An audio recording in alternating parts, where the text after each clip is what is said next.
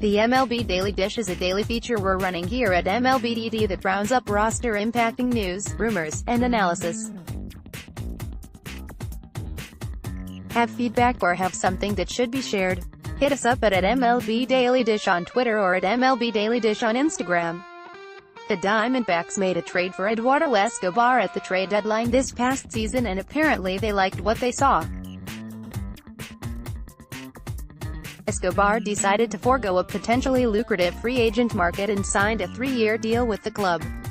We put out a poll yesterday to see who you thought should win the American Most Valuable Player award. There are several very viable candidates, including one that will be playing in the World Series shortly.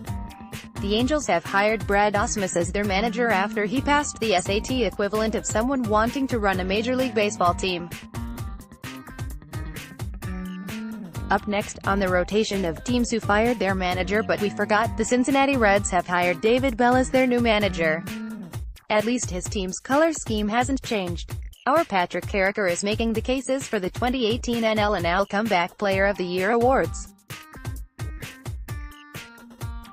The secret to the Dodgers' success is everybody. There are several managerial and front office openings already, and teams are busy interviewing candidates and seeing who is available.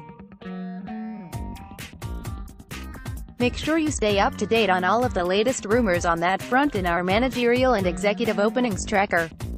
As the Marlins are ready to be nobody's fool, they've acquired $500,000 in extra international signing bonus pool money from the Astros, sending low-level minor leaguers Adonis Gordon and Brian DePaula to Houston in return. What to do with all that money, you may ask? The Marlins already know, completing their anticipated move of signing highly touted international prospects, Victor Mesa and Victor Mesa Jr. You might say that they're setting themselves up to be the victors. Please stop throwing things at me. The Braves were surprisingly good this year and they looked primed to compete over the next few years. As a reward for that success, manager Brian Snitker received a multi-year contract extension that was quite deserved. MLB let the Astros off the hook for cheating. Our Wayne Cavadi has broken down the 5 biggest takeaways from the Yankees season. While baseball is still raging on, the winter is coming sooner than we think, and with it, hot stove season. Here's a look at the biggest free agents this offseason and what we might see go down when baseball hits the winter meetings in Vegas. Our own Anthony Spalding made the cases for the NL Silver Slugger candidates at each position.